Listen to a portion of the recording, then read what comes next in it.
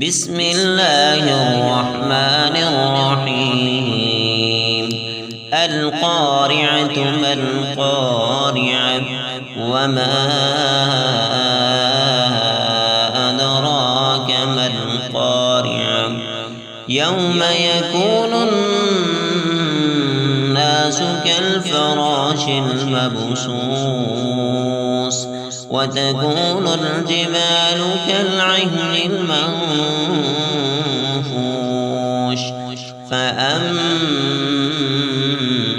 من ثقلت موازينه فهو في عيشة راضية وأما من خفت موازينه فأمه هاوية وما